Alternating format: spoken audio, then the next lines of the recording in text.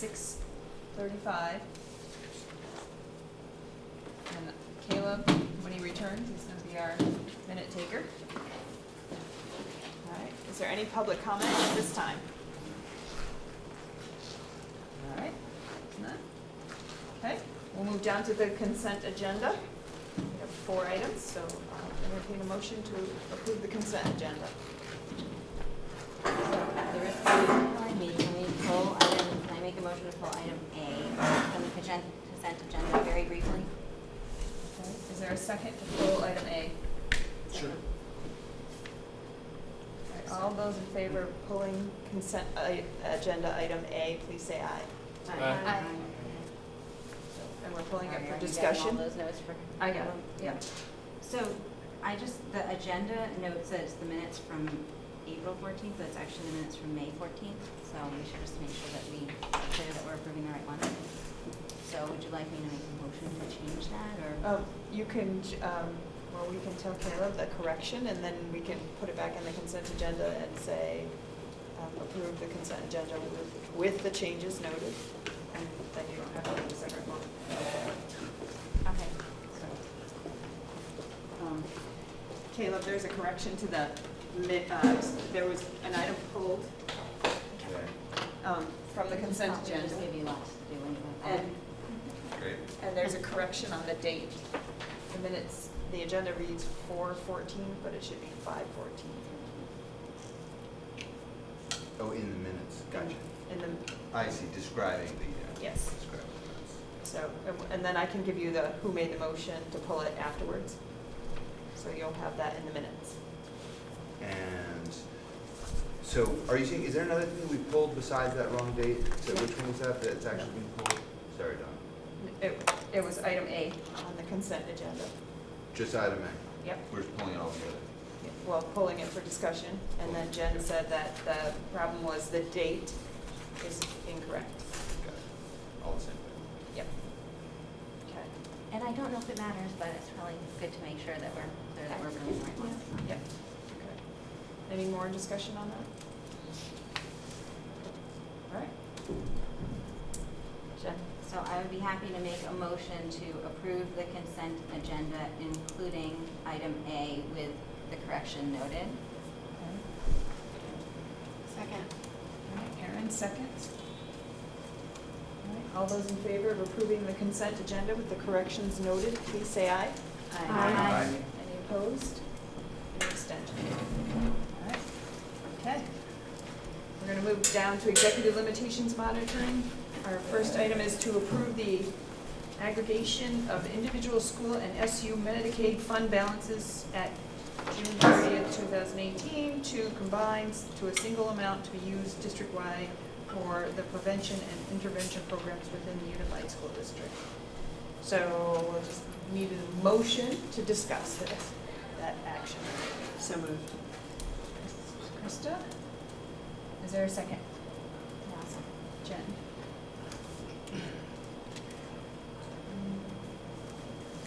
Kind of share.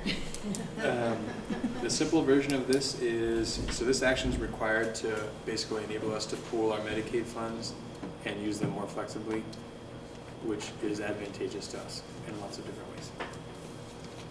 So Medicaid helps fund the special education programs? Medicaid actually helps fund a number of different things. Katrina could probably elaborate more specifically on what some of the uses are.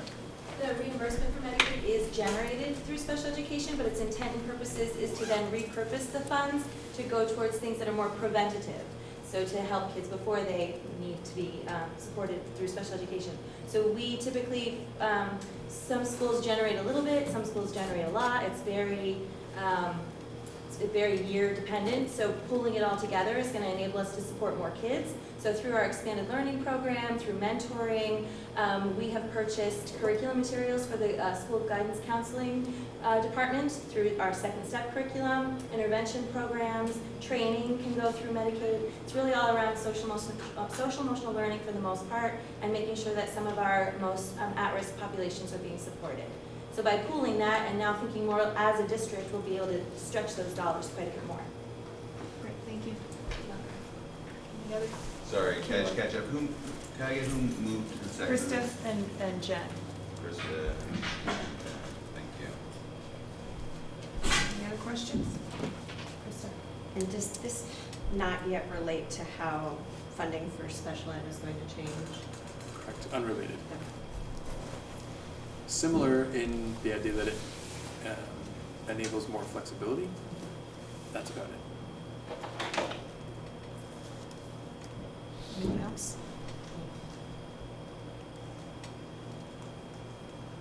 Okay. All those in favor then of approving the aggregation of individual school and SU Medicaid fund balances at June 30th, 2018 to a combined single amount to be used district-wide for the prevention and intervention programs within the Unified School District, please say aye. Aye. Aye. Any opposed? Any abstentions? Okay, motion carries. All right. Next is an action item to authorize the chair to sign the bank documents required to open the bank accounts for the Mount Abraham Unified School District. Second. All right, so Krista and Steve. All right. Discussion? You have anything? So that, we've been authorized to borrow money, but we need a place to put it. So we need to open up some bank accounts to, in the name of MAUSD to be able to operate. And this, your authorization of the chair to sign those bank accounts, or sign the documents to open those would be very much appreciated. Any questions? All right. All those in favor of authorizing the chair to sign the bank documents required to open bank accounts for MAUSD, please say aye. Aye. Any opposed? Any abstention? Motion passes. Another action item is to approve the recommendation of additional signers in case of absence of primary signers for payroll and payables. So moved. Andrew? Moves that. Is there a second? Second? Sarah? Liz? It was Andrew and Sarah. Okay. Any discussion? Any comments? Just so the past practice, at least in the time that I've been here, has been, so if I know I'm going to be away when payroll purchase orders need to be signed, then I've historically written a letter authorizing Howard as my backup signature. That's been effectively it. Our treasurer has said that it would be best to have something that's board approved saying who my backup is and sort of what that process is. So this is the recommendation for the process to follow. That in my absence, Katrina's my backup as assistant superintendent. In the event we're both absent, then Howard is sort of the third level. And I don't know what will happen if all three of us are out, but that at least gives us a backup to the backup, which feels way better than what we have now. So that's the recommendation for this piece. And there's a similar one for payroll and accounts payable. And our treasurer is in the audience now, so I'm going to let her speak. Well, just for clarification, I won't sign any checks unless the board has approved some process for making these happen, since it's usually the board who's responsible for signing those pay orders, and since you have such a nice team, authorizing them to have a process and a procedure would be great. Thanks, Jen. I just had a clarification, and I think based on the way you explained it, this is fine, but since there's a section that talks about the absence of the chief financial officer, and the lead accountant could sign for the chief financial officer, like, the lead accountant can't sign for you though, right? Like, that doesn't keep cascading down to the backup for the backups? Correct. Okay. Yeah, I think the furthest down it goes in my absence is to Howard. Okay. And we're usually pretty good about, somebody's close enough by that we can get, at least stop in for a signature, so. Okay. I can't think of a time when all three of us would have been out when the time has come to sign. And between the folks who kind of keep us in check, they find us pretty quickly with a pen and a piece of paper. Yes.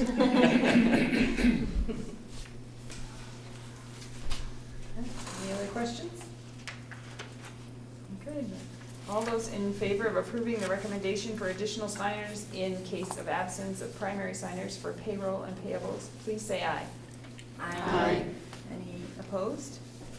Any abstentions? All right. That one passes. Next is to approve, an action item to approve the recommendation for payroll and accounts payable approval process.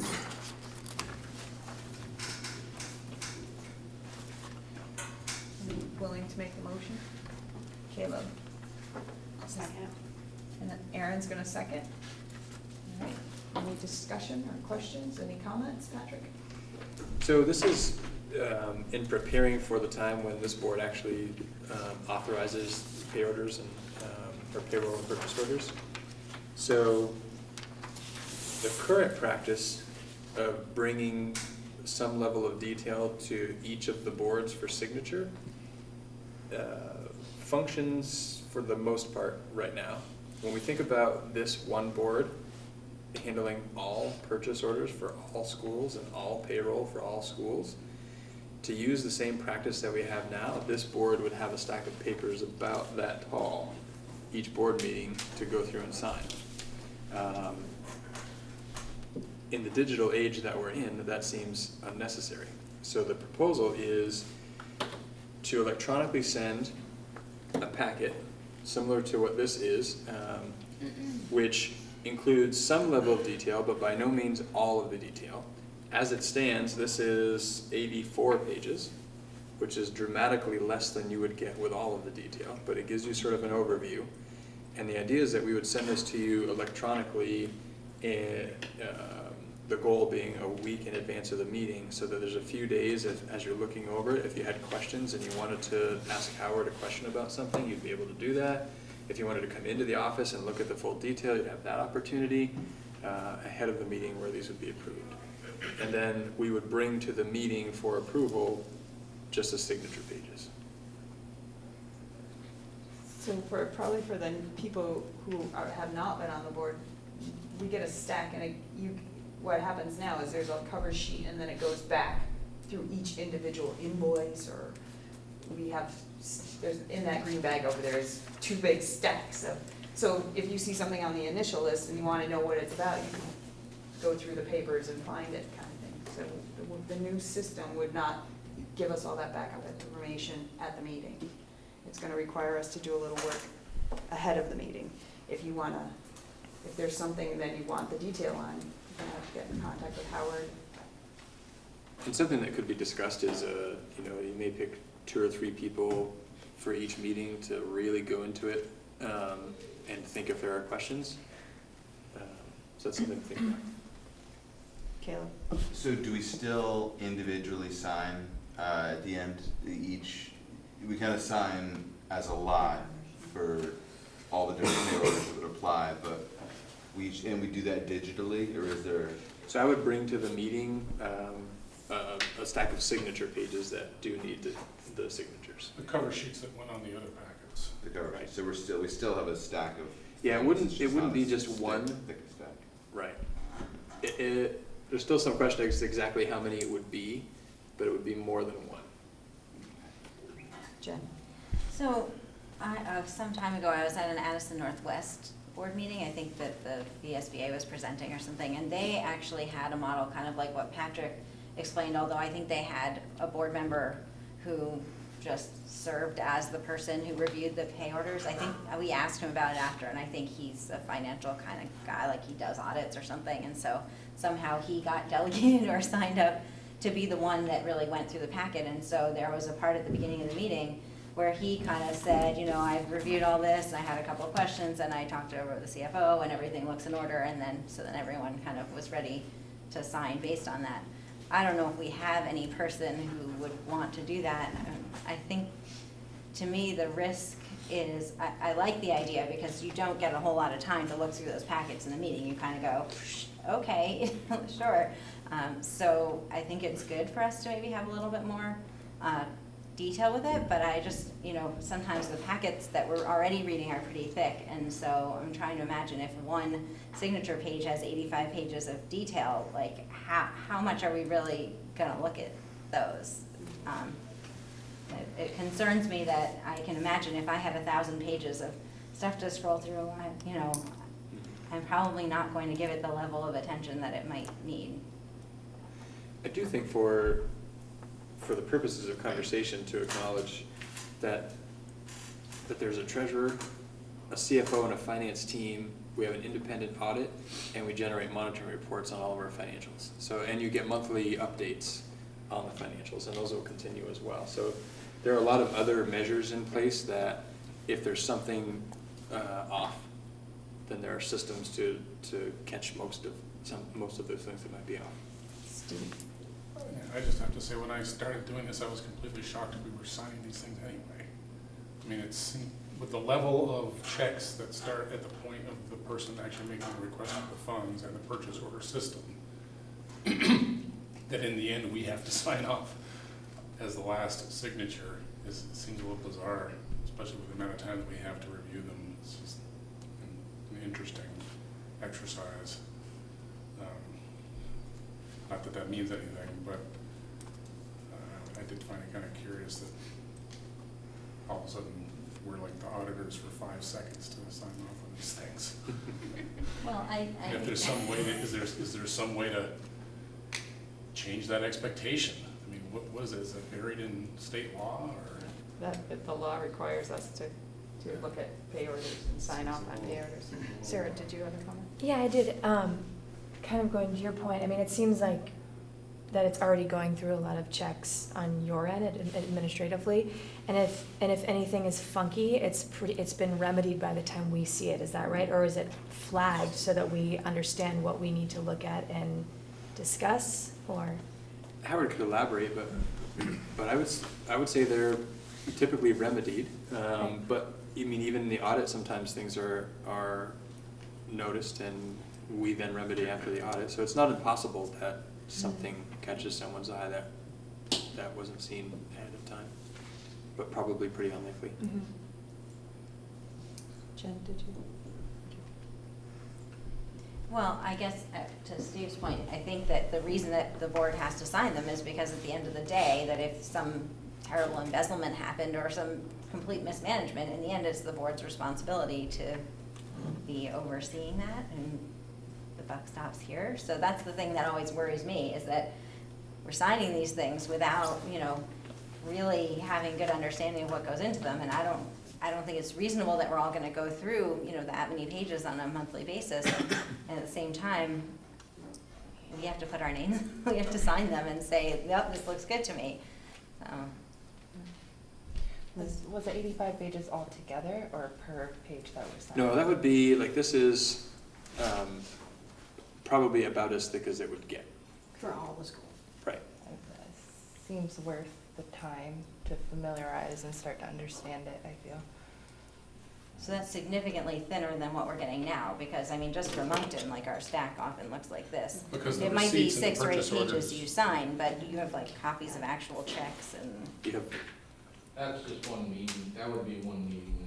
right, this would be one meeting to review. So you're gonna have multiple, that's a payment schedule that's made for payroll and for an AP run.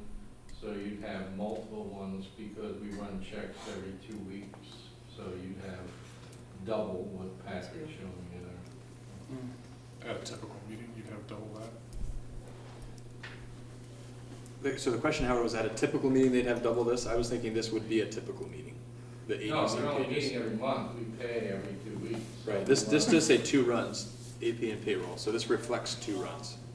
Not, but there's AP for 2 weeks, then another AP for 2 weeks, there's a payroll for 2 weeks, and a payroll for 2 weeks. Nevertheless, it's this or a lot more. Sarah? The only other 2 districts I'm familiar with, which is not Addison Northwest, definitely has a financial subcommittee where there are people that actually, there are 3 of them or whatever, and they do most of the reading of it. And I don't know if that's something we want to consider. Kayla? I think we might want to do that, but we wouldn't necessarily have to do it. We don't have to do all of that in the meeting before approving it. We can also do it as like an ongoing kind of educational process that allows us to kind of look into, because I do think we want to make sure the approvals can get to Patrick and and the administrative team when they need them. And realistically, part of having a merged board is sort of, there's a lot more stuff that comes through and there's fewer board members to kind of look at this stuff and more time. And I think we do want to look for efficiency. So the fact that this by law does have to come back to us, that's unavoidable for now, but I think this is good because it will, do what we can to kind of streamline that process. And we can still, dig into it and find a way to really have a part of this board that's delegated to really understand it, but it doesn't necessarily have to even, I don't think it necessarily has to be, okay, team, like, tell us exactly what's in this before we approve it. I think it can be more of a, ongoing process. The Mount Abraham board currently, when they get a list of pay orders, and they get a pretty good size stack, they have 3 people per meeting who are tasked with signing off on the pay orders. And in my head, I could see where that, 3 people, you could divide the work by 3 and each look at a section, and then if you see anything, flag it, get the questions. If it's still an issue, then those 3 people could come and say, at the pay order time, we didn't get an answer to this question, Just to clarify, it's about 65 to 70% of the expenses that run through the district are payroll or tax related. So a lot of those are related to contracts, timesheets, and things of that nature, which are approved by different levels of before they even hit you all. So you're talking about probably 35% of the expenses that would probably be, that you would probably want to look at. Sarah? Another thing on this document, so it gives the board the deadline of 3 business days prior to the meeting, but it doesn't give, it just says that we'll receive the information prior to the meeting. So it'd be nice to have that set in stone, at least a week prior to the meeting, so that gives the board at least 4 days to then give it to you guys for a review prior to the meeting. That was in there originally, and I personally went back and forth on that. Just knowing how hard it is sometimes to hit that 1 week and for that to be set in stone, I felt like I didn't want to put us in a position that we couldn't uphold every single time. Mm-hmm. Is it just a matter of catching up to this process? Right, that's right. Getting ahead enough of it to give us the week? I mean, that's definitely the goal, written or not. That's the goal, is to get it to you a week in advance, so you have a few days to review it leading up to the meeting, so we can try to answer any questions you have coming into the meeting. Barb, do you have? Just a question of clarification. So I'm hearing that the board is actually signing off on them after they've been dealt with. So I would like or request that the board would please include in one of their motions somewhere along the way that they have actually authorized those signers to make those payrolls happen prior to you signing off on them. And maybe you did that you couldn't have done it a long time ago, but does that make sense? I think it's covered under one of the executive limitations, maybe it's in? I seem to remember discussing that recently, that It's in something, I think. part of our annual meeting, would it have been there like an authorization to spend monies that are, within the part of the authorization to cover that issue where you're kind of between meetings? No, the annual meeting is really about borrowing money. Yeah, I think it's Okay. really. That was unremarkable. Well, in policy 2.3, we have, so this is in executive limitations, that you shall not fail to settle payroll and debts in a timely manner. Right. So, that's not, it doesn't exactly lay it out clearly. That's as far as I've gotten through here, so there may be something more in here. I would think it would be in maybe one of the more detailed policies, though. They're procedures, I guess we call those procedures. Right, yeah, 2.3 is probably it's the right policy where this would show up. Mm-hmm. Yeah, and I mean, that's the complicated thing is, it would be very problematic if payroll didn't happen when payroll is supposed to happen due to unresolved questions that board members have. So trying to really think about how to remedy that gets complicated. Well, Jen? I guess I see it kind of the way Caleb was describing it, that part of what we're doing is more of a general oversight of the process, because I don't think that even if we delve into this in detail, I mean, I can look at it, I don't know what the payroll numbers are supposed to be. You know, we're more looking for a trend of something that seems like, whoa, something's really out of whack here. So to me, I think it's not as much of a, yes, this $1,000, you know, it's more that we're making sure that we're keeping an eye on what's going on, that we are keeping track of what's happening, and if something seems like it's going in the wrong direction, that we're aware of that. Yeah. Liz? So what would be in the other 35% that's not payroll and taxes is everything, like food service, heating bills? Telephone. Paper bills, supplies. telephone, paper Bill. supplies.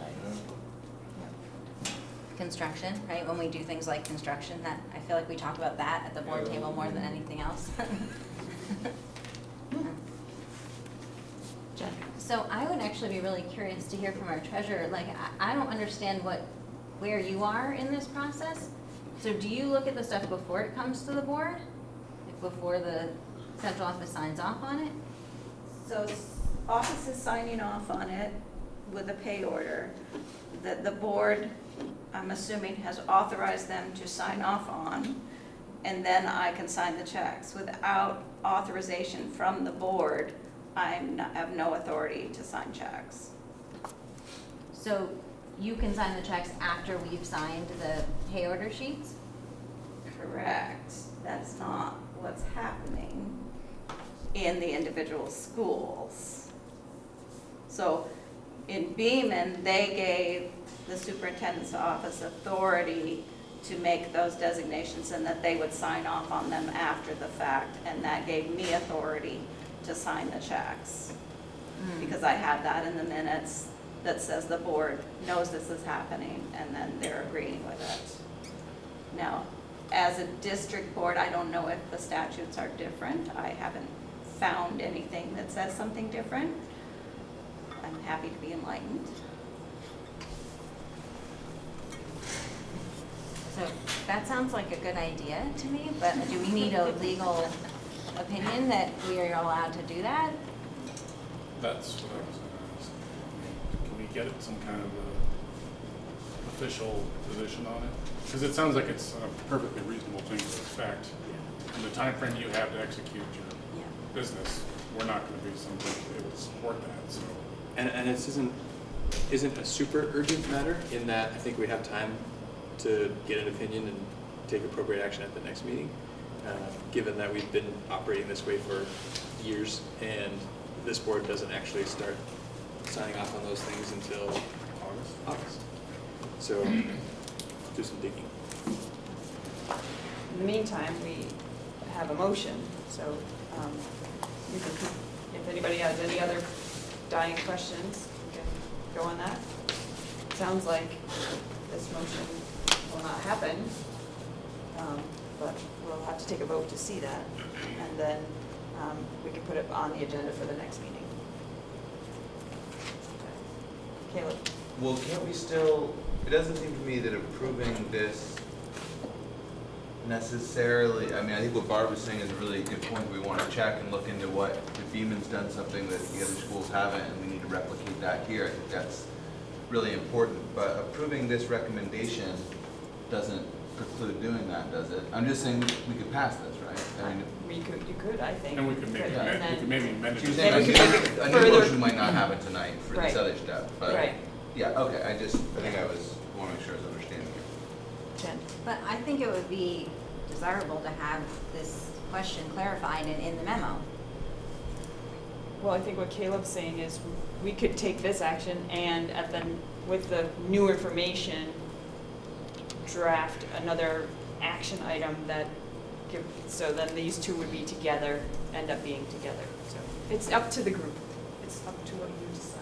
We could at least say yea or nay to the formatting of this process, so that Howard and Patrick can kind of get started making it more concrete. If we didn't like this process at all, they could know that as well tonight, but then we could amend it in a future meeting, once we understand. Yeah, that's a little trickier, but I think we could. And even in regards to the process, if we start with something that we think will work and we find it doesn't, we can change it. This is a little nitpicky, but back to the 3 days thing, if we're getting it 3 days before and then we are limited to 3 days, it seems sort of unfair that that's in writing. I don't mean to say that, but does it mean we should try to, but we don't, but we might not? We might have to shrink that window a little bit, right?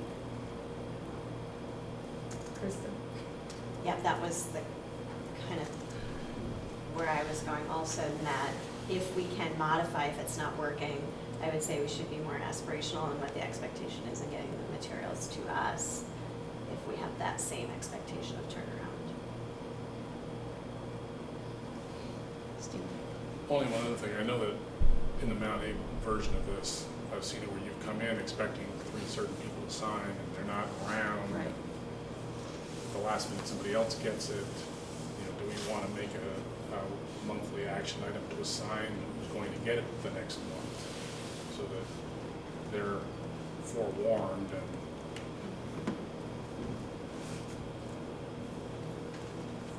Or you might just end up coming to the meeting and finding out that person was on vacation all month and they didn't look at it at all. So this talks about sending it to everybody, Right. right, not to a person, so that Right, seems but- like we would need. It would still go to everybody, Right. but 3 people would be responsible for looking. For doing the Yeah. actual signing at the end. Well- Is that in? I, No. No, no, that's it's, just, right. That and seems like a it's separate at least a thing. quorum of the board members, it says in there too. To sign. Upon approval, at least a quorum, so that would be more than 3. But So if, everybody who's here would well, sign? at least 7 of us would have to sign, Oh, wow. so. Because you were only doing, because that was a quorum of the Mount A board was. No, that was, That's the they way they said it. somewhere back in their history decided that those 3 people were all they, they had 3 signers. So, one individual who was on the board for many years would go to the SU office and sit there and go, she poured through them regularly. So, I think maybe we should separate how we want to manage it from this proposed process. That seems like a different conversation. And maybe we need to try this out as a whole board and everybody signing, as long as we have a quorum. And then that seems onerous, then we can talk about, do we want a committee, it seems like a bigger conversation to me, that part of it, assigning, a subgroup of people. Well, one thing that having everybody get it and then having a quorum have to sign it, as you do maybe eliminate those 3 people who aren't here tonight Right. scenario.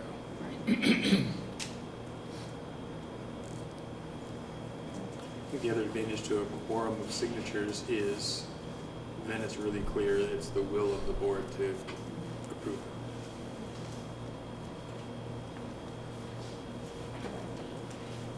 So the motion was made to approve the recommendation for the payroll and accounts payable approval process. All those in favor, say aye. Aye. Aye. All those opposed, say nay. So, as stated, or As- adding in? As the- stated, okay. because there was, so, Nay. what's so, I need hands. So, 1, 2, 3, 4, 5, 6. Kevin, are you yes? Oh, are we doing yes hands now? No, this no is hands. nay. Nay. All right, and then show the yes hands, go back and show. 1, 2. All right, so the nays have it. The motion does not pass. So, can we, what happens now? Make a motion With this to- thing that needs to Make be a motion to decided? amend. You could make a motion to amend. You have to be specific, and our minute taker has to capture that, because I'm gonna try capturing it, so somebody should capture that. Well, I Should personally capture am the motion inclined, that's about to come? Yes. no, I'm not making a motion just yet, I'm taking a pulse from I'm ready if you do. the committee, the board. I'm inclined to make a motion to table it to next month when we can resolve all the questions that have come up about the legal, if we're delegating, I think it should be one memo and that it should be resolve the questions that have been raised tonight. So that's what I'm inclined to do, but I don't know if other people. Sorry, it's me and I can't answer it. So it's just gonna go. Oh, Me too. yeah. Okay, I'll do it. Do we Okay. need to table it if we already just voted no on it? Well, yeah, that, tabling it sets a time for it to be attended to, so. And how does it work with action items within the tabling of it, as far as like, is somebody going to like look into the legal perspective? Is somebody gonna look into the timing perspective? Okay, so all Yeah. that's built into Right. the action item. And when you and that's- table something, it usually goes, you have to set a specific time to readdress it, otherwise it just tables till you get to it, kind of thing, so. To never. So you could, if you table it, you should set a time when we're gonna get to it, otherwise it just keeps getting pushed down the line. Well, and it's my assumption that the superintendent's office would like the board to address this action item, so I expect that they will be excited for us to talk about it again next month. Okay, so I will make a motion to table this action item until our June meeting. Okay, is there a second?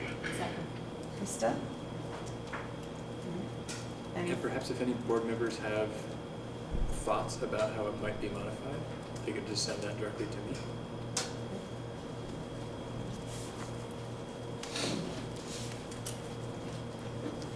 Did somebody second that?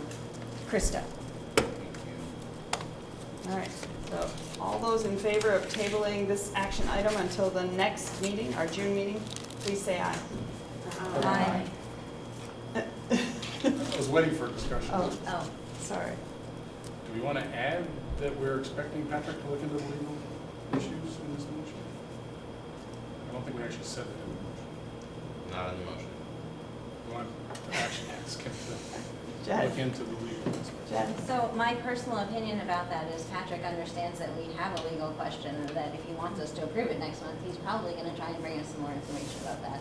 See, there's any harm in asking for the legal, I mean- put that in the motion. You're welcome to amend my motion. I'm amending the motion. All right. All right, so you need a second to amend a motion, and Well, we're he has to halfway. actually say how he Yes. wants to amend it. Yeah. I'd like to amend the motion to ask the superintendent to look into the legal questions that the treasurer raised regarding the timing of the signatures. And bring that along with any other recommendations next month. Second. The treasurer raised Right. pertaining to, The timing of the signees on the payroll, pay order signing. right? Okay, amend the motion to, gonna say, add language asking.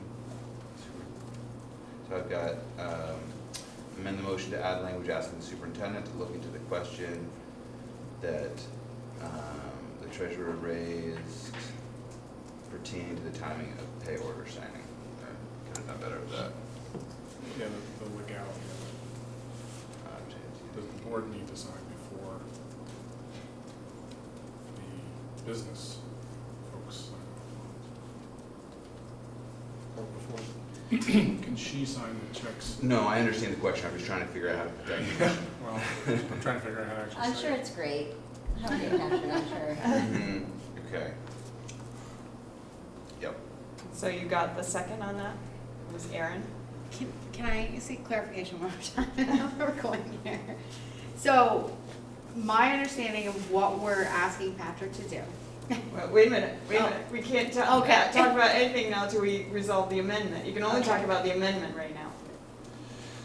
Well, if you're gonna talk about the amendment, which That's is- what I'm saying, you know, giving Patrick what I'm looking for an answer on, which I'm not sure if that's what you're saying, is that, you know, we can do similar to the other school district where we give them authority to approve and authorize the pay orders, and then we as a board review it.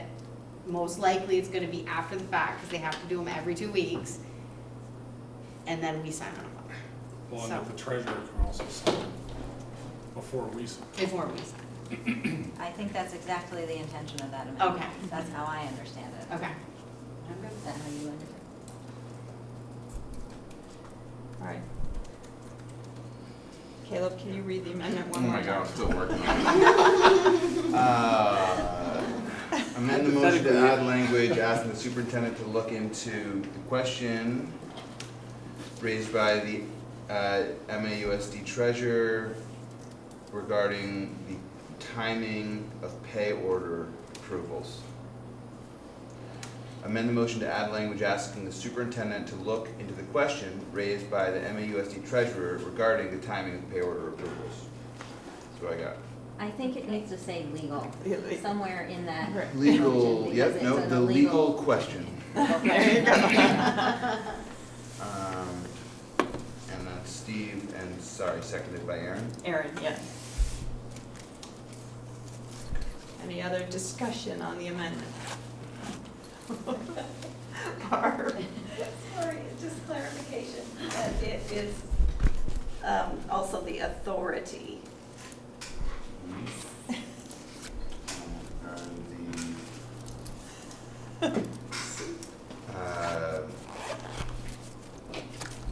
That's covered under the legal question, I think. I think so. All right. If there's no more questions on the amendment, this vote is about the amendment. All those in favor of the amendment, please say aye. Aye. Any opposed? Any abstentions? Okay, now, now we have to take action on the motion and the amendment thereafter, now the new motion. Do you have any more questions about the entire motion with the amendment? Everything's all together, going? All right. So, the motion, if I have it now, is to table the subject of the action item until the process, until the next meeting in June, and to request that the superintendent look into the legal question and take it from there, Caleb. To look into the legal question raised by the MAUSD treasurer regarding the timing of pay order approvals. Okay. So all those in favor, please say aye. Aye. Any opposed? Any abstention? Okay, got it. Okay, all right, and we're right on schedule. Moving down to board management and governance. That's impressive. We were way ahead. All right, That's optimistic. so, we have an action item to accept the monitoring report, and we have feedback on the reports and several of them, so I don't know, do you want to go one by one through them? Or do you want to go as a lump? Jen? I make a motion that we accept the monitoring reports as presented in the agenda. Okay. Is there a second? I'll second. Andrew? Is there any discussion? Jen? So I just wanted to clarify, since there was feedback, and actually some of it came from the Moncton board, so I remember that discussion. This board is still not responsible for dealing with that feedback. For one more month, it's still the executive committee that's considering those policy changes, right? Yes. So after June, then this board will be generating our own feedback. We won't be getting feedback from other boards, but, Right. okay, Right. perfect. Who seconded that? Sorry. Andrew? Thank you. Right. And, Krista? So to that point, I guess if we, so this board, I'm kind of confused then. You know, there's feedback, but we're not really dealing with that, or thinking about that? Right, Or because- are looking at that in terms of how we view these reports, or are we commenting on that in any way? I'm a little bit confused about what our role is at this point. So at this point, we're still in the sort of practice, we're approving, we're doing some of the same things the EC is doing, Yeah. but right now, because we don't exist and the EC does, the EC holds the authority on policy. And so we've just been accepting monitoring reports kind of as a way to practice and get used to looking at them. But the executive committee still holds the authority on the work. So have they approved these already? Well, they would have if they had a quorum in the last meeting, but. Perhaps they would have, or perhaps not. They would have taken action. They would have Taken taken action. action on them, right. But we did not have a quorum, so we did not have a meeting. So our acceptance or non is a moot point. Pretty much, yes. I think what's interesting when I think about it is and this is true for some board members here, some board members here are on other boards and saw these as part of the other process, if it's really separate from this. Other board members aren't involved in that at all, so this is the only opportunity they get to see them. So if we think about this board being completely separate from the rest, it's an opportunity for this board to become familiarized with those monitoring reports and the processes through their generation and the acceptance, even though it doesn't yet have the authority to actually act on them. Jen? So it was interesting for me to see the feedback, because I know I've helped to generate feedback, but I don't think I've ever seen it put together. There wasn't actually really a whole lot of it, but there was a little bit of feedback anyway. So I'm curious, when the executive committee reviews the policies and finally accepts them, like, is that feedback and that kind of discussion that happens at the executive committee level, is that something that we'll be able to look at next year when it's our turn? So, like, for example, there was feedback about, I think it was 2.3 and whether in the multi-year contracts. And so assuming, I don't know if the executive committee will modify that policy next month, but it might be interesting for us next year when that report comes around to know this was a discussion that happened last year. So is there any way, short of going through minutes, that and I guess actually most of that level of discussion isn't being captured in minutes anymore anyway, like, will we be able to have that kind of historical record next year?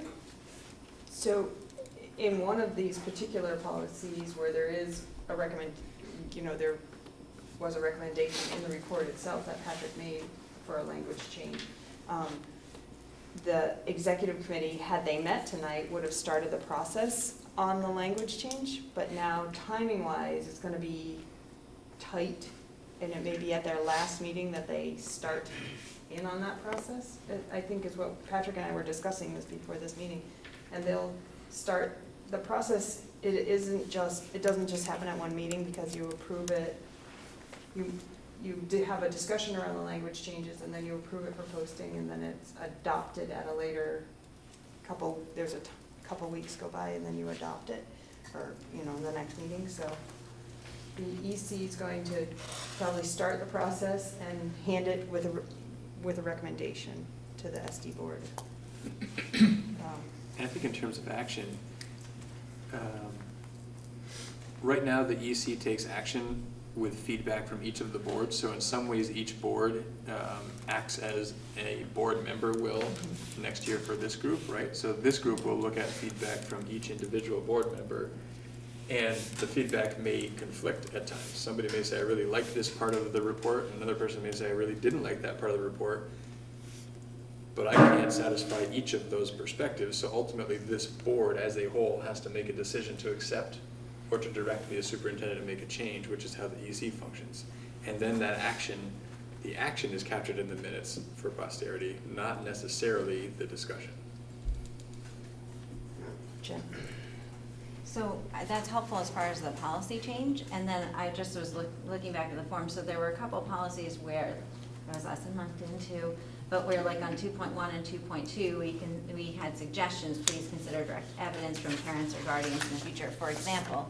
So I know I probably won't remember when this report comes out next year that we suggested that. So I'm curious, like, I think it would be good for this board to have some way to see what feedback was generated the previous year so that we can see how the report maybe has changed or has considered those suggestions for the future. So it's maybe not something we need to resolve tonight, but it's maybe something that we can think about as we get into this board really being the body that reviews and accepts those monitoring reports, that it would be interesting to be able to have that history. Steve?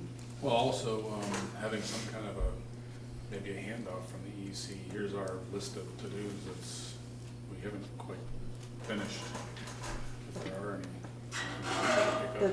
We either have to assign our own committee to handle them, or, I think that what's been happening is things have been attended to as they came up.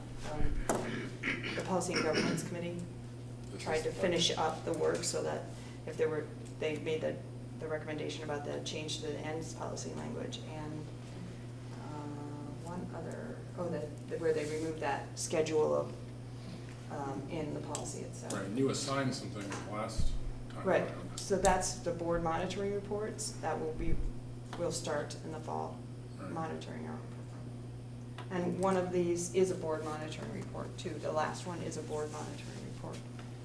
That's the bulk of the to-dos that weren't done, was what you assigned last time. Okay. Krista? I guess one thing I'm struggling with a little bit is figuring out the role of this board in this process, because particularly with some of these reports, you know, this group formed the budget, which included some significant change. This group will also be deciding how to move forward on the bond. And those are two big things that have a lot of impact in our community. And it seems like the way policy governance works is that we try to shore up policy to best meet our ends in a way that we deem satisfactory. And if we're embarking on these changes and plans and aren't fully confident that our policies are shored up enough so that we move forward in a way that's beneficial to our constituents, that we have no control over that or opportunity to look at that more closely. And so I don't know if there's a way for us to ask to revisit these reports early on in our official tenure as a board, or if there's another way to sort of grapple with that. But if this is our cycle and we go through a whole nother year before we deal with these, and there are things that we wish had been tweaked, and the executive committee, who's on its way out, chooses not to do that, but they haven't really been at the table for some of these forward-thinking changes, it would seem unfortunate to not have had that opportunity. I don't think the monitoring schedule stops you from, if you see an issue, revisiting it when you see it, I think. Okay. I don't think that just because it's not on the schedule until October, if you see something that's not, that you have concerns about, I think the board can change its schedule and ask to have it monitored sooner, kind of thing. But So can we not do that until we are an official? we have no authority until Okay. until July 1. So, Okay. you know, other So- than what's given to us, like at the annual meeting, they gave us the authority to borrow money or to, that authority. And I think the budget idea that you brought up is a good example, because while this board did build the budget for next year, the monitoring reports about how this year's money is being handled, which is not this board's money. And I think that's kind of what we find ourselves in, is So the we're monitoring reports that I'm looking producing back. this year are about this year's activities, not so much about next year's activities.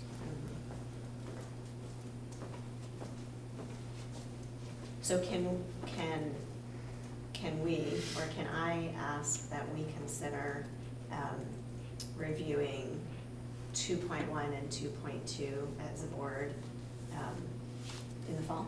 Or, I mean, how does that work? Well, that will be determined by the board retreat when we set up the work plan for the next year. Okay. So,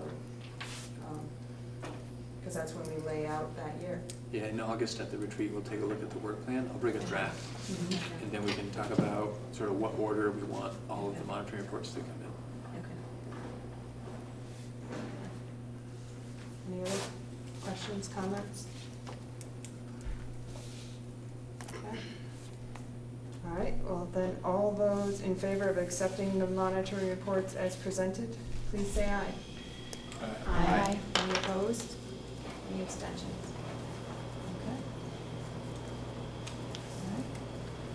Next is an action item to establish structures to support and encourage public participation. And there were a couple of documents included along with that, so we'll need a motion to get started. I make a motion to review this act. Is there a second? Second. Andrew? Thank you.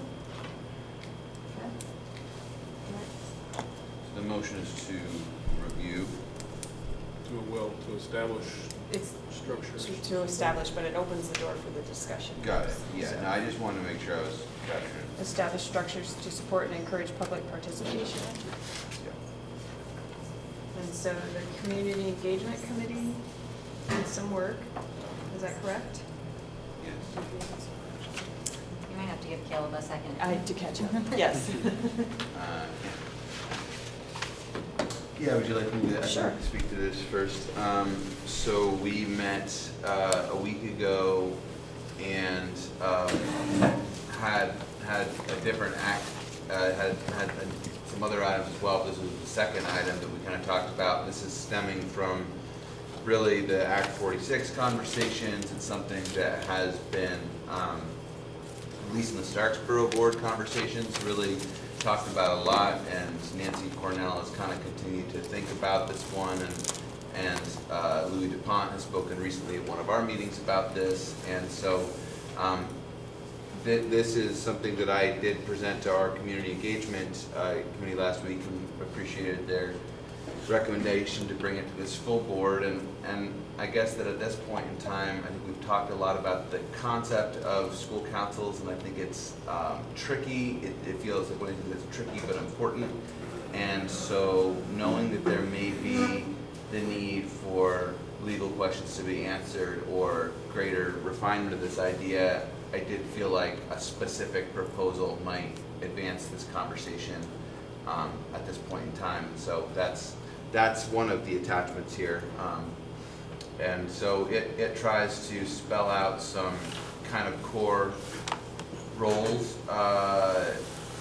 for these types of groups, and I think there's, in our discussion, has been the idea that, you know, we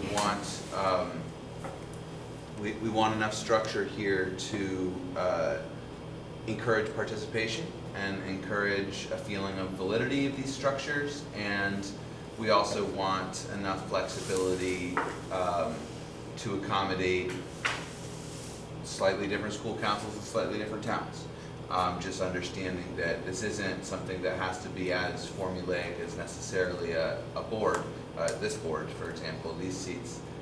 So trying to sort of strike that balance, and so yeah, that's kind of what I have to say about it. We did have a good discussion about it at our last meeting, and I would say that our community engagement committee decided to meet regularly and just to have a regular monthly meeting picked out. I think the next one we've got is the 12th of next month, and so I think there will be the opportunity for us to potentially wrestle with these things more over time if that proves useful to this board, just to kind of have the expectation that we are going to be meeting and not just working on this issue, but it's one of the things we could continue to work on.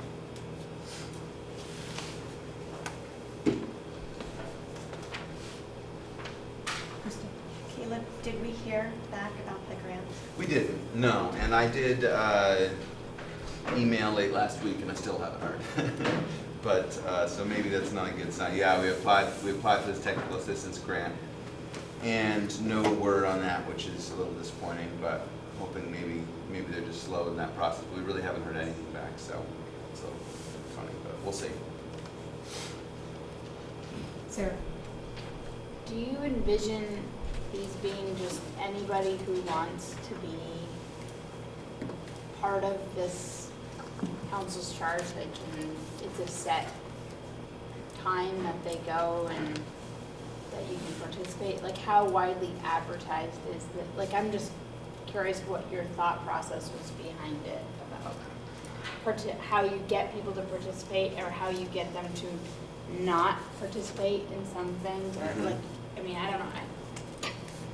I mean, I think that we can, in my personal view, I don't think we need to say this is limited to a certain number of people, or this can only exist if it has a certain number of people, or that there has to be your typical chair, you know, treasurer, clerk roles, or anything like that. I think it should be people from the town in which the school is, and I think it, you know, we talked about the sort of overlap maybe with groups like parent-teacher groups that are existing, whether that this is kind of potentially different. And I think that the idea is that it would be, it would have people on it that are caring about the school, but who are looking for another venue in which to engage, but that also our community engagement efforts would then have those groups to reach out to. And whether that's during budget development or whether it is during a principal hiring process, not that they have to have a baked-in role in that process, but we know when that happens, there are roles for engagement. So to have sort of groups town by town to sort of turn to, and it seems like with the upcoming five-town, I get the name wrong. It's changed a couple of times. What was I was gonna call it a community forum. well, there have been a lot of community forums in the five-town groups lately. I guess just my point, and another one on June 2nd, and the point being that we've got some enthusiasm there, and I think structures like these might give people some places to land that's in between, can be totally free form and these meetings. So that's how I imagine it working, but it is hard to feel like, you know, I can imagine it perfectly in advance. I do think that these groups will form in some towns, and that to some degree inviting their formation could be a big help in that regard. That's just something I think is probably true. I mean, I personally think the more engaged the community is, the more knowledgeable they are about the process, then an easier time we all have. But that being said, I feel like, especially during the budget process, that there were so many opportunities where I had trouble going to all those opportunities to talk about that school budget. So I would be reluctant, like, especially this is putting like a hard date on it of June 30th. And I feel like we definitely can do better as far as community engagement goes. But I think this in some level implies that we're not making, doing diligence, but I think we are. I think that we all would love people to be more informed, but I have some concerns about some of the wording of this and us, taking that hard date of June 30th and,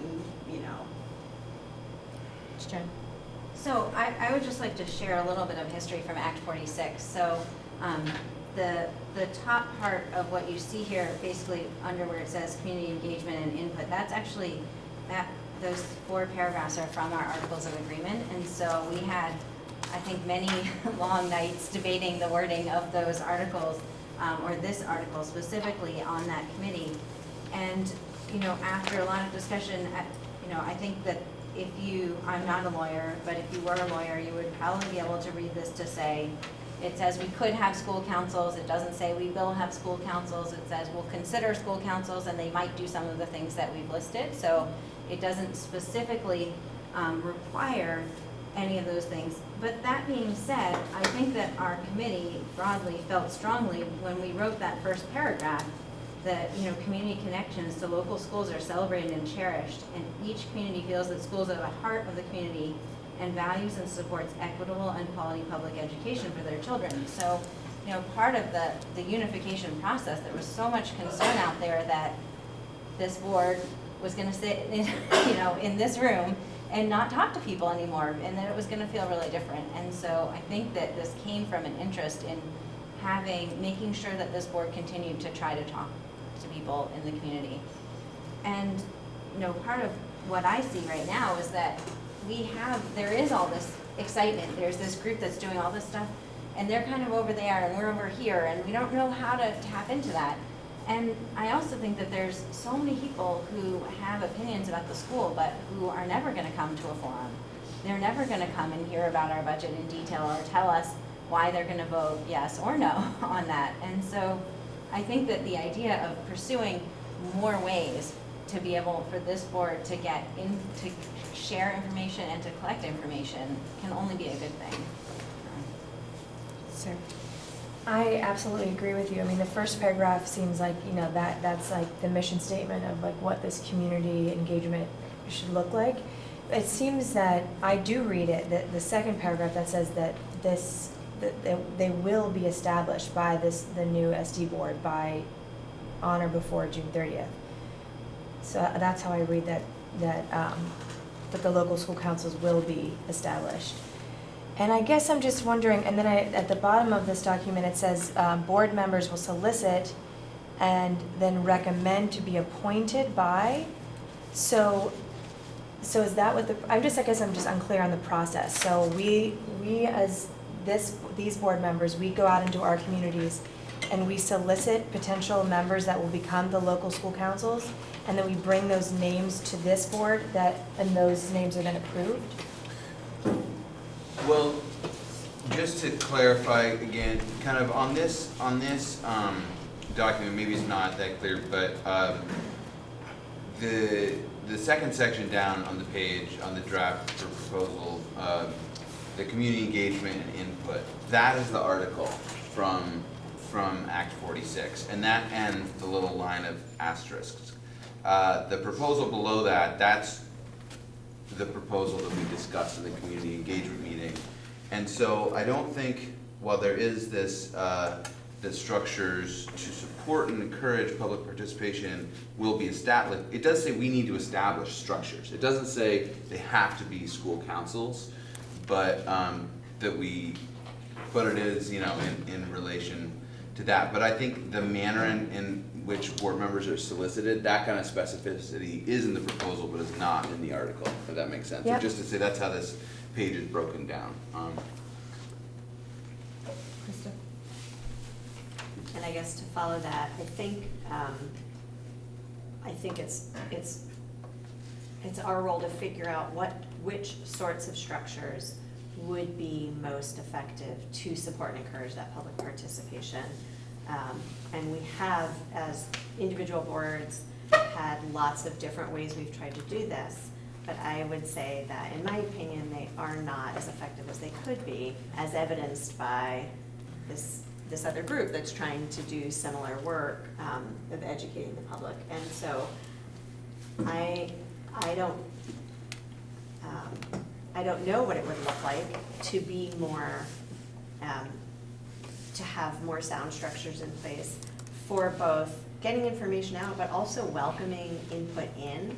And that sort of goes back to some of my comments earlier about, our monitoring reports and just trying to figure out whether it's school council or something else.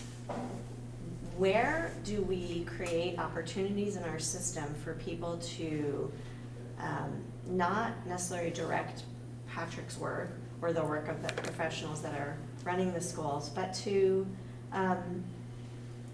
share information, develop partnerships, become involved,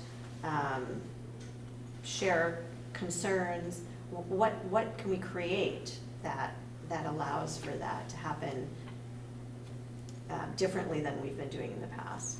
And like I said, I don't know if school councils are the thing. At times I thought, oh, maybe issue-based councils would be interesting. Maybe there's a special education council or a council on people interested in energy efficient schools or whatever it is. But and that's also why I asked about the grant, because I think this is something we've struggled with for a really long time. And it's really hard to figure this out, and I was hoping somebody else would help us do that. So, I come back to the same issues I had during our Act 46 thing, which was, once I got my head around being all together, separate school councils feels very much more divisive unless its real purpose is for communication and advocacy, I guess. So I think that's been my problem, is if we come together, how can we work to come together? And how can we, and I agree with trying to create better communication and engagement. I do agree with that. My thought is that as there are many things that are not board work, that there is a place for those ideas and for those issues to live, where they might communicate with their principal and have a separate system from this. And so that's what I hope they would be. Can you elaborate on that just a little bit? Oops. Oh, say, does a school have the energy efficiency, or does a school have a certain math program, or all of these different things that we're trained to understand are not really, don't really belong here at this table.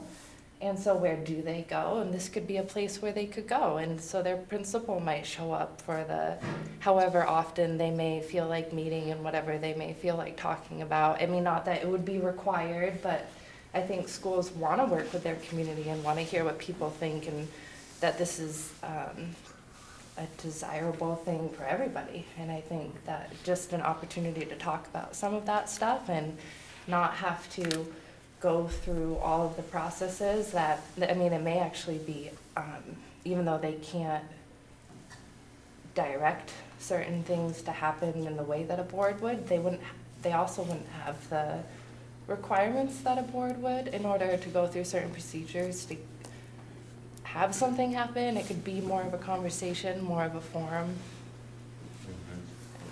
Caleb? Well, we were discussing in our meeting last week with the community engagement group, the idea of moving that group's meetings around to different schools. And so I think that there could be some opportunities over time to align with some of these meetings, and just to, you know, it's kind of, I think communication and advocacy, as Sarah kind of mentioned, feels key to me. I mean, I think that's why we do this.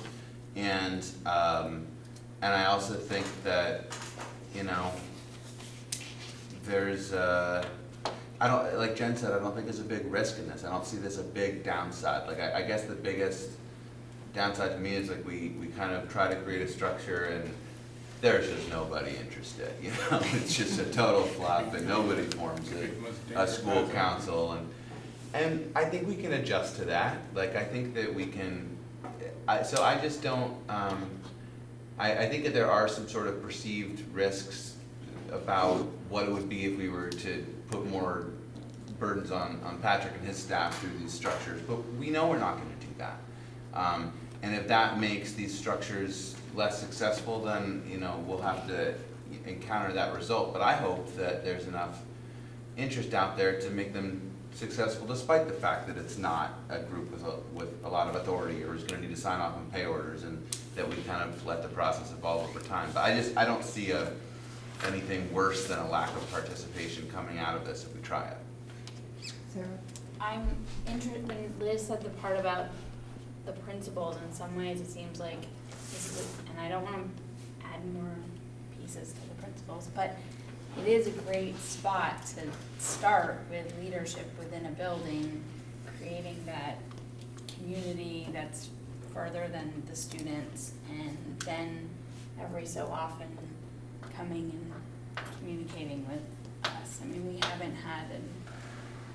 haven't really started yet, but we definitely haven't had a principal come to one of our meetings that has like spoken about and communicated that kind of stuff. It would be interesting if we've made that part of our process. Krista? Yeah, and I was just thinking about how, you know, there's our work of community engagement, and then there's the work that building administrators could be encouraged to be doing in their own communities. And that seems like that would be like a Patrick directive to his building administrators to say, this is really important, and based on your school climate and culture, you could do that in lots of different ways, but this board would really like to hear what you do and see that something's happening. I also wondered, Katrina, could I put you on the spot for a minute to just talk about our parent group that we had? Because I think that was one version that you came up with that, you know, was kind of along those same lines. Right, so we, when I was principal at Bristol, we did start a parent advisory group, and it was really just my need to want to have sort of an informal group of folks who came together monthly, I think we did, just to talk about things that were happening out in the community, to make connections with one another. I wasn't getting a lot of people to come to the PTO meetings. I also was doing quarterly coffee with the principals on a Friday morning, and that was, you know, mixed results, and they weren't the same people that were coming, so some of the conversations that this group was able to have could continue, and by the second year, it just morphed into a group of action. Like, they really wanted to focus on PR for the school and sort of take on some specific projects, which was fun. And the other thing that was really interesting about this group was almost all of them had a role in some other kind of community group or committee. Like, they sat on the Bristol Family Center board, or sat on the school board, or was the leader of the PTO, or was part of the select board, or, you know, went to a lot of other things. So to connect the dots outside of the school community, I thought was pretty powerful. But again, it evolved. It came out of a need and an interest at the school, and it was really helpful to me. Steve? So I'm just thinking about, you know, a micro event and the way we're typically supposed to handle something like, hey, a parent noticed that, you know, a window was broken in one of the classrooms, and how does that get addressed? Well, that typically should go through the school administrators to fix the problem. It doesn't rise to the board level. If you think about that, maybe just in a microcosm in a group, you know, if people came together to meet with the administrators and deal with any kind of things that they need to deal with immediately anyway, that might be a sounding board process that's closer to what you're talking about. Not that everything has to be handled at the larger level. It could also, you might be able to get some feedback directly to the people that need to handle the immediate problems, you know, right off. I would like to I would caution that kind of back and forth. You know, it's what can be really intimidating about being a principal in a situation like that is having to react and not knowing what's going to be brought to me, or even as a teacher, my team had 100 students, and the 4 of us, my team teachers and I, had a parent advisory council, and we really had to set up some very, very clear parameters that this wasn't the place to be bringing, you know, the you know, issue that you have with your child's math program, or why isn't the, you know, pothole fixed in the parking lot. Yeah. That was not what this was for. This was, we had to be really clear. And in the parent group, even more so than when I was principal, we had to revisit that a lot. And we as teachers actually weren't the facilitators of the group. It was actually parents, which helped because then they could help monitor themselves and stay within the norms that were established for the group. So we didn't feel like we were coming to an evening event to sit in a meeting and all of a sudden we are unprepared for what's about to happen. It was actually being shaped really well for us, so it didn't feel like that. Right, you weren't talking about doorknobs and... Right, or having to respond, but I can't respond, or I didn't know about that, call me tomorrow. Wow, all of a sudden I've got a to-do list a mile long, and here I was trying to make a community connection. Right. It can be complicated. And I would just sort of echo that and say, I think advisory councils could be amazing, and they could be terrible. And it comes down to roles and responsibilities and the clarity of the understanding that folks have about what their purpose is. To me, if a community member wants to be on the advisory council because they think it's something other than what it really is, that would be damaging. In terms of the relationship with the school, I think that would be frustrating to the individual, and that frustration would probably be spread. So I think, procedurally, as I think about what the Articles of Agreement state, it states that structures to support and encourage public participation within the new SD will be established by the new SD on or before June 30. It doesn't necessarily mean, I don't think, that all the details have to be ironed out. I think if this board said, yeah, we are behind the concept of advisory councils, but we need to think a little bit more about what really are the roles and responsibilities for these advisory councils, and are they local school-based, which this very specifically says local school councils. Are they local school-based? Are they topic-based? Are they, like, what makes the most sense? I also was talking with Nicole Mace earlier today in starting to talk about the trainings for the retreat in August. And this was one of the items that was listed of interest by this board to get more training on. And Nicole's putting some information together, and she definitely has some thoughts to share about what advisory councils could or should be, and maybe even more so shouldn't be. So there may be some opportunity post-retreat to build that new knowledge and that perspective into the roles and responsibilities. And it also, on that note, so if these other issues that maybe would not be appropriate, and that if we learn about those, and we would continue to direct those to the appropriate person, specifically, like the person with that thought would go to their teacher or their school principal, or because those issues are still there. And then so that reminded me of the idea that came up at the community engagement meeting, that the advisory boards would need to have some training similar to the board roles and responsibilities training, but not as specific, but that sort of training, so that there was an awareness of what the group was for or not for, how other issues could be resolved that do come up in a way that works for everybody involved. So that was just a side thing. Caleb? I mean, could we move to support and establish, something a little more specifically structured?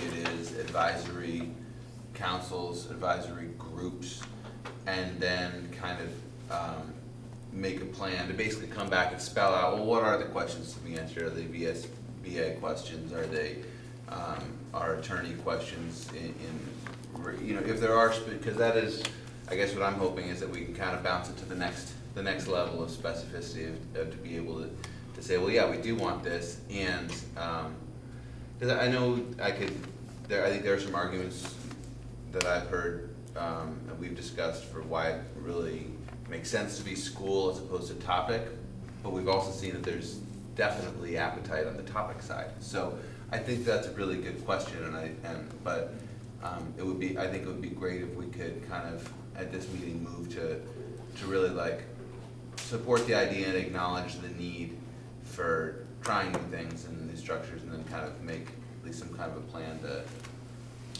start building the question list that we're gonna answer, and maybe after the retreat we will have more information. Jen? So Caleb, I think that makes a lot of sense. And to me, the way that I read the article is that this board is going to make some kind of decision about these structures by June 30th. So that means we're going to make a decision either this meeting or next meeting. But I don't know if that decision might look like that we have established some structures already. We have a community engagement committee. That committee is planning to hold quarterly public forums, so that we have kind of some structures in place. And perhaps if this board is interested in seeing further discussion on the school councils or whatever we want to call them, that perhaps it makes sense for the community engagement committee to continue developing those questions and the next steps. And I'm kind of looking at you, because I'm not sure if we feel like that's something that committee can tackle, or whether we need to tackle as a whole board. I think either way that there will have to be discussion. It can't just be go do it, community engagement committee, and tell us in 6 months what the answer is, right? there will have to be back and forth, but Right. sometimes it's hard to have as in-depth of a conversation at the larger board table. So that might be one way to move things forward. Do you think we could move that forward within that committee? I think we could, but I think we want to know that this full board, you know, supports that work, and also to kind of, without wanting to, you know, create more work for Patrick and everyone else, but to say that, like, yeah, we could use some opinions at some point on some of these things. There's a couple legal opinions I know that we had discussed pertaining to open meeting law and the formation. Nicole Mace alluded to them in the training we were at, whenever that was, in early April, or and sort of the difference between advisory. Like, there's some distinctions she drew that I do think would be helpful, but I think we want to be sort of a little more authorized to kind of do that work than we have been up till now, in my opinion. That's my take, is that we kind of needed to come back to this board and kind of say, well, we thought about this, here's what a proposal might look like.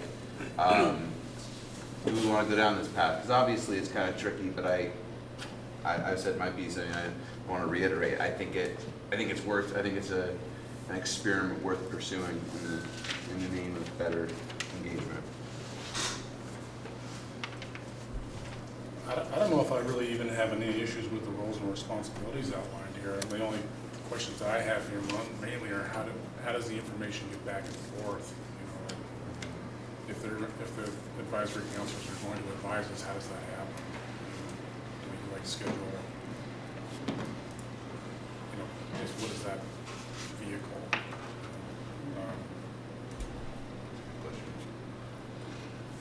And also, even with this group that's meeting this weekend, you know, is there a way to plug them into this process?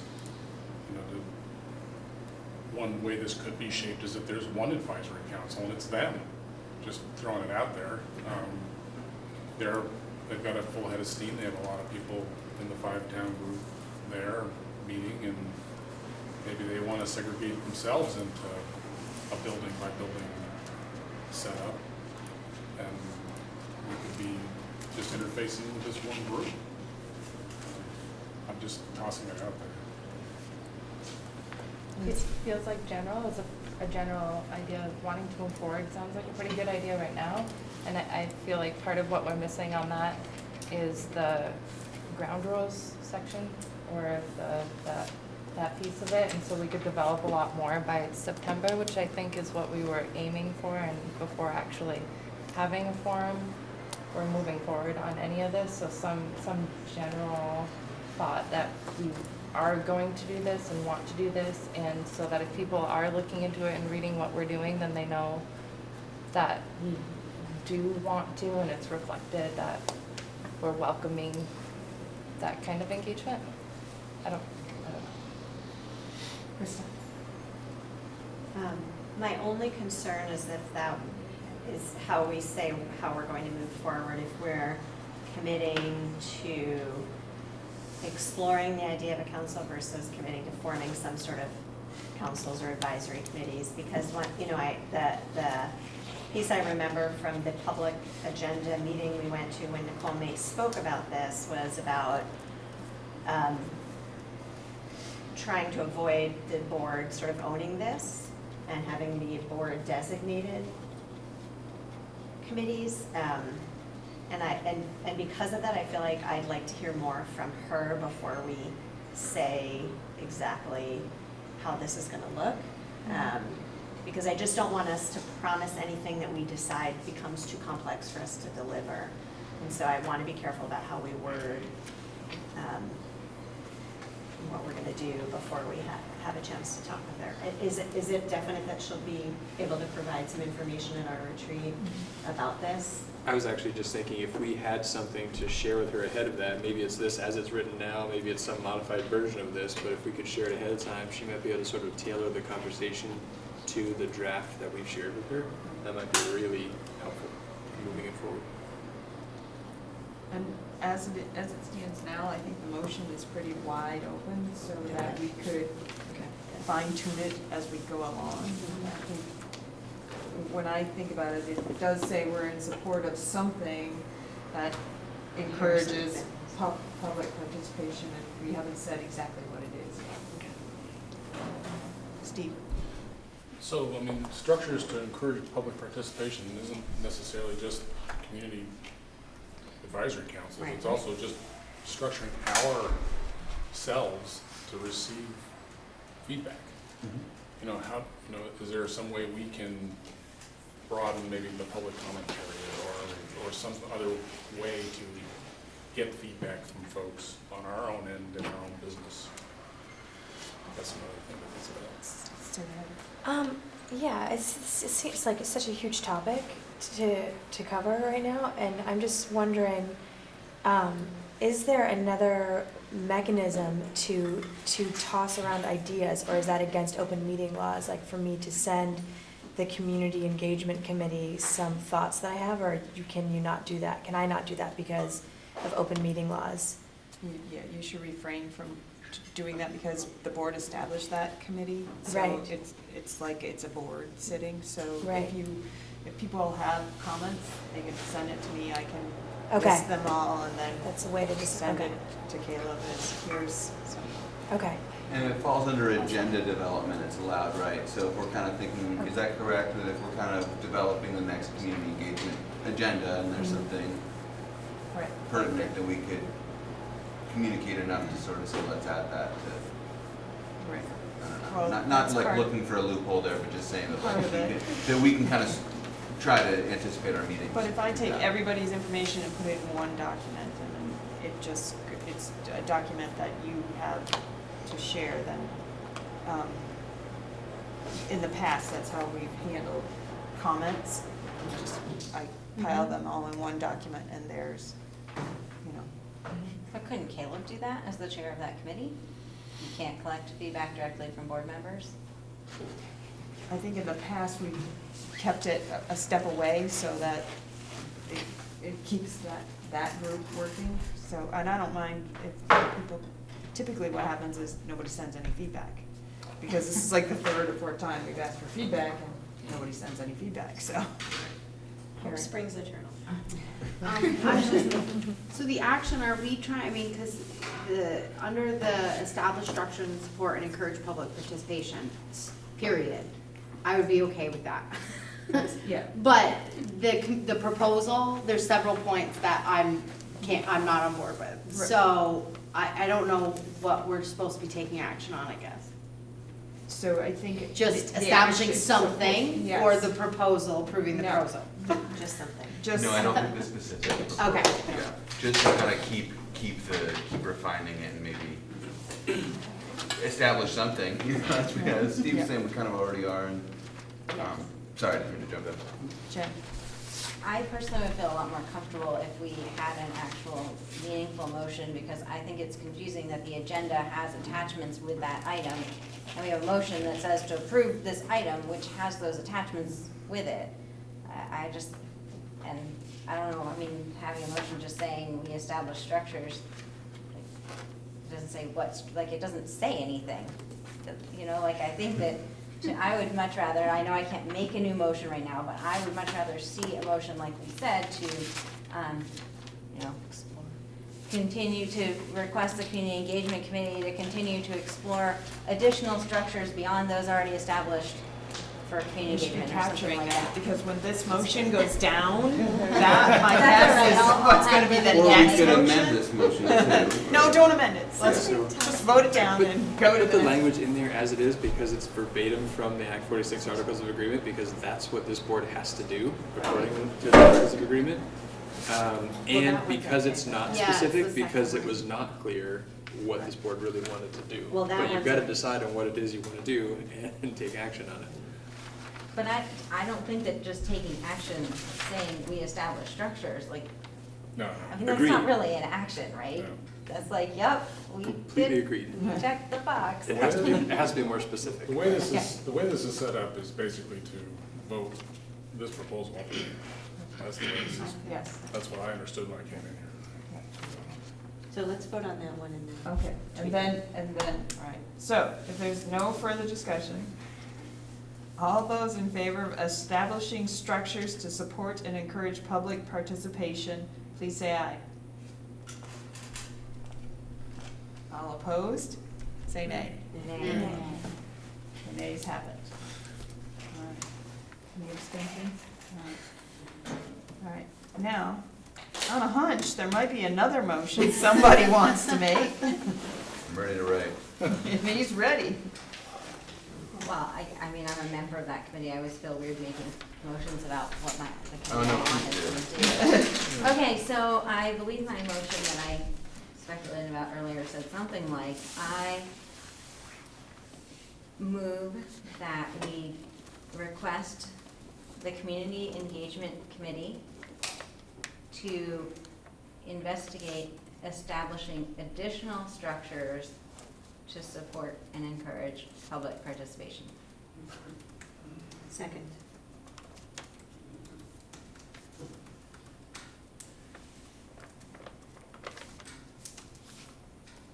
Do we believe, sorry, I just want to give him a chance to get it. Additional structures to support public participation. Was there another word in there? support and encourage, And encourage. so. Got it.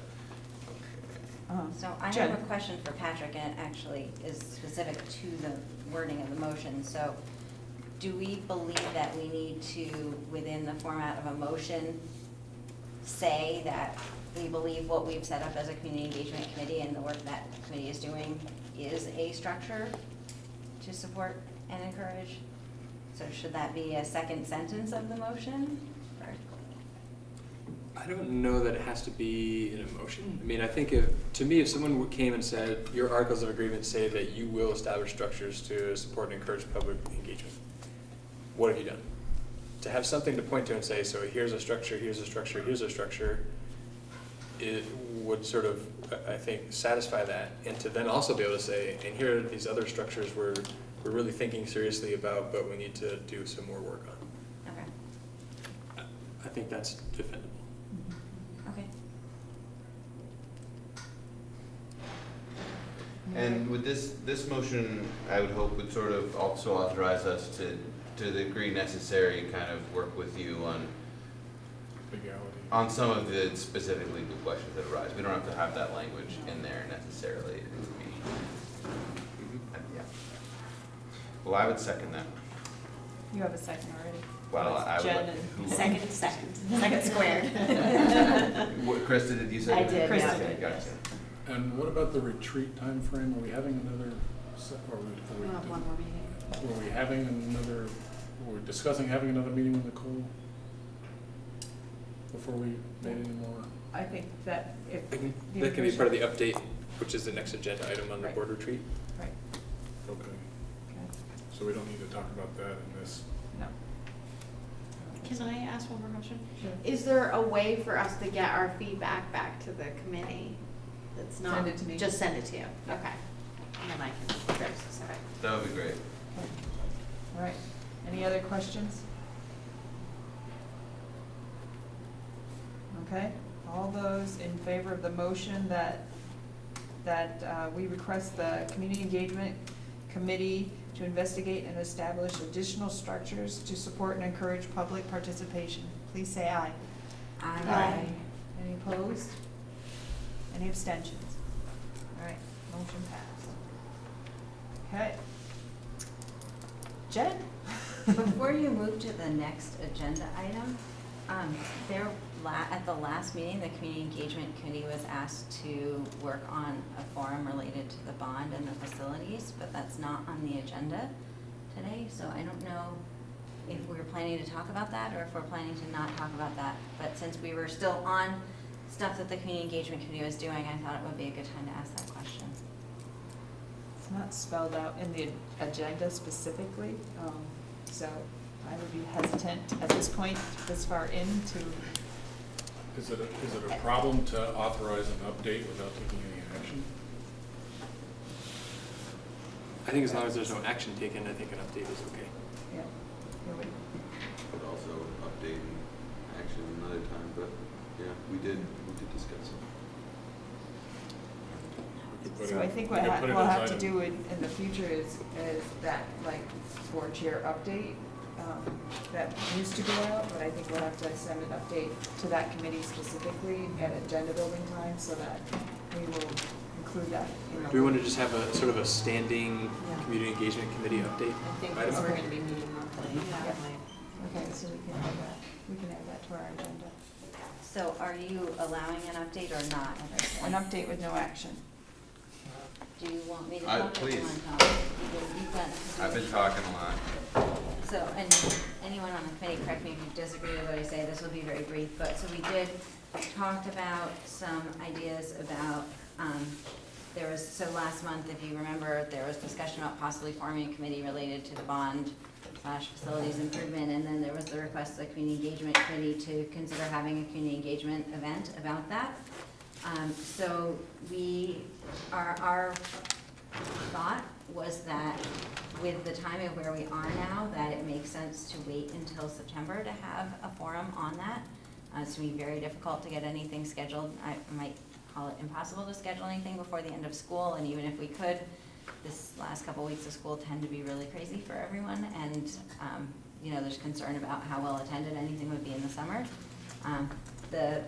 I think the reason that we wanted to mention it to this board is that if that does wait until September for that community forum, that is pushing the timeline for when any potential vote or potential bond proposal might come out. So I think that the other thing that we talked about, and it's been mentioned a couple of times, the 5-town community forum is meeting this Saturday. Hopefully many of you are getting those emails. It's here, I think, in this room at from 9 to 11:30, and so several members of that group came to our community engagement committee meeting, and they would be happy to see board participation at that forum. What time is it? 9 to 11:30. Did I capture? Yeah, absolutely. And we just kind of wanted to encourage that event's happening, and it's interesting. I think it was interesting for me to go to the last one as a board member, and let me say I wasn't speaking, you know, as for the board at any time at that event, but it was still really just an interesting event, and I think the presence of board members was also, for what it's worth, really appreciated. I received an email from folks organizing that event, asking questions about what's sort of the status of the community engagement or the community councils. So they may be interested in hearing more about the discussion that was happening tonight. So just, if you do attend, they may want to hear from you about that.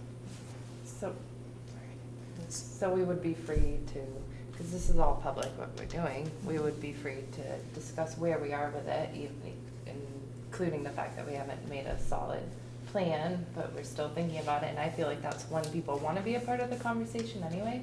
That's the time when people want to speak up and share opinions and thoughts about what would work for them. And so that's would probably be my favorite time to get input, would be when we are still here and we haven't made a decision. We're not trying to fit the community into our plan, but just see how our plan could fit what's going on. So I'm glad that would be a good thing to talk about or hear about there. Okay. All right, thanks for the update. We'll get it on the agenda next time. All right, also, the next is an update, the board retreat. A date has been chosen, and time and Yes. location. August 14th, 9 to 5 at Zeno Mountain. That's where we had it last year. It's a beautiful, beautiful spot. So similar to last year in terms of setup, and some overlap for sure in terms of the training, but definitely some new pieces this year as well. And I talked with, as I mentioned, Nicole Mason, Susan. Blanking on Susan's last name. Oh, Wholesome. Yes, Susan Holson. Just about some of the conversations that we've had, some of the trainings that you're interested in having, and contextualizing some of the trainings. So they'll be doing some of that work. So it's already underway. Jen? So I know you mentioned earlier that we would be talking about the board work plan, and it's always helpful to see kind of when different policies are coming up. I know I'm really interested to have some time to discuss as a board how are we gonna do all the work that we have to do next year? So I hope that that's gonna be part of the agenda, because it seems like doing that within a meeting is really hard.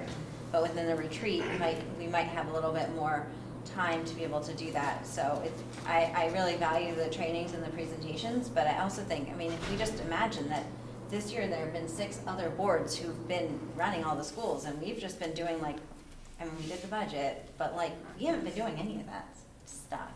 Okay, no, running might not be the right word, but managing, overseeing, whatever that word is that we're gonna have a lot more work to do next year. So how are we gonna, how are we gonna get that done? So. Are you gonna be putting out an agenda for this retreat shortly? One of the things might. Sorry, wrong. It's a long way to August. But to that point, maybe just having at least some open forum section where people just get to talk, ideas, just dart throwing. So that's probably something that this board will want to decide on, because there's only so many hours in that retreat day, and to balance training and the rest of the work. I think, when I think about Jen's comment, that's sort of within the context of building the work plan, is how are we going to get the work done? So that's actually the email I was just starting to myself here, was to make sure that within the context of the work plan, we talk about the work that this board will do, and does the frequency and the duration that's laid out in the work plan seem to, does it seem like it's feasible to accomplish what we need to accomplish with that? I think your idea, Steve, is a little different than that. And this board would have to agree that that's something they want to do, and have to talk about how do we go about doing that. And then It doesn't have to be a long session, just maybe it's an icebreaker after we're done and we're having. And part of it was just a question, Hi, Steve. were you thinking that's for board members to just sort of have an open conversation about whatever it is that we want to discuss? Or were you thinking more broadly that that was an opportunity to invite the community in? Because it is a warned public meeting. So know that as we talk about speaking very freely about lots of different. Sure. No, that's not, well, although even that gets tricky. So if the board is talking board business post-board meeting, then there's a quorum, you're in violation of open meeting law, So we meet one more time before the retreat. correct. Can I assume the agenda won't be finalized by then, or would it be? It won't be. Nicole mentioned that it wouldn't be, so she needs to kind of put her head together a little bit with Susan's and think about how much time might they need to do what it is we're looking for. And she said that'd probably be the 2nd or 3rd week in June before we get that. So maybe it'll be kind of tight. It depends on when that information comes in and how we might sort of blend in the rest of the work to build the agenda. I'll share whatever I have at that time. Yeah, maybe, and then we can see if there's any wiggle room, and if so, what might we want to do with it. Yep. Jen? Yeah, I would think just sort of like a straw man of the agenda, a sketch of the main topics, and we're thinking this is an hour, this is 2 hours, it doesn't have to be minute by minute. I think it would be helpful though, yeah.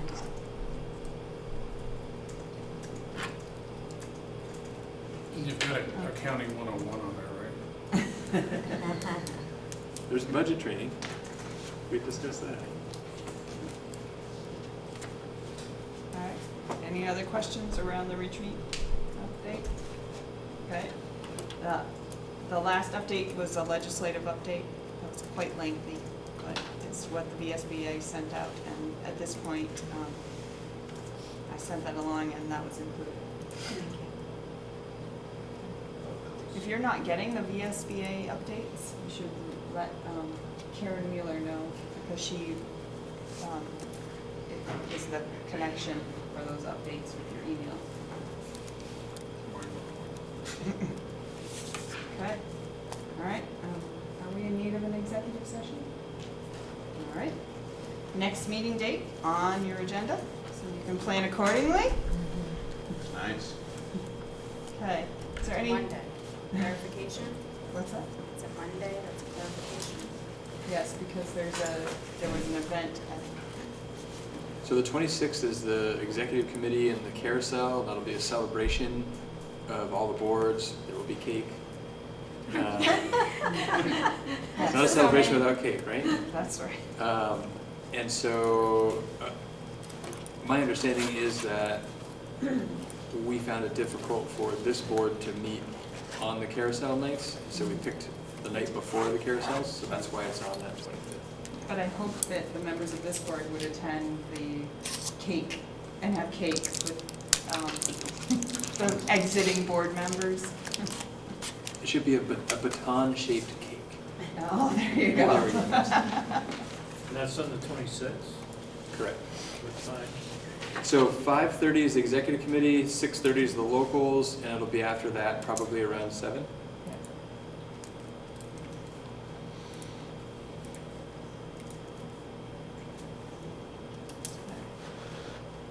All right, public comment? Yeah, I just have one thing, if I can say it. I know that there's been a delay from next time to figure some things out. But just so you know that checks will need to be cut on July 6th, payroll. So just putting that out there that we can't go beyond. The next meeting. All right, thank you. And as a small public comment for anybody who is interested, I guess the girls' softball game was 24-0, so. Was that a playoff game? I was kind of thinking number 1 versus number 16 at home. It's usually somewhat lopsided. Yeah, I heard a lot of cheers coming from that direction. Yes. On that call, the legislative leaders. All right. Does anybody who has a computer have the meeting evaluation open? Oh, he's ready. Kayla, you should get a break. You've been doing minutes and all things. Well, that's kind of you. I do have it open. All right, go ahead. Too bad, then. You're not going to fight it too hard for it, no? I have it open, so. No, I have it on my computer, I already got it. So, should I just go to the? Yes, go right through it. Level of engagement of all board members. Say aye. Any objections? The agenda followed, I believe it was. What went well with the meeting? On time. On time? Yeah. Wow. Let's see the agenda. Okay. What suggestions do we have for ways to improve future meetings? Should we put in that we're going to have a standing update from committees on the agenda? That's great. Can we Standing talk about that? committee updates on agenda and cake. Hit and done. All right. So all we need is a motion to adjourn. So moved. Andrew, is there a second? Second. Sarah. All right, all those in favor of adjourning at 8:26, please say aye. Aye. Any opposed? Any abstentions? I'm sorry, can I know Sarah seconded, who? Andrew. Andrew, Yeah. thank you.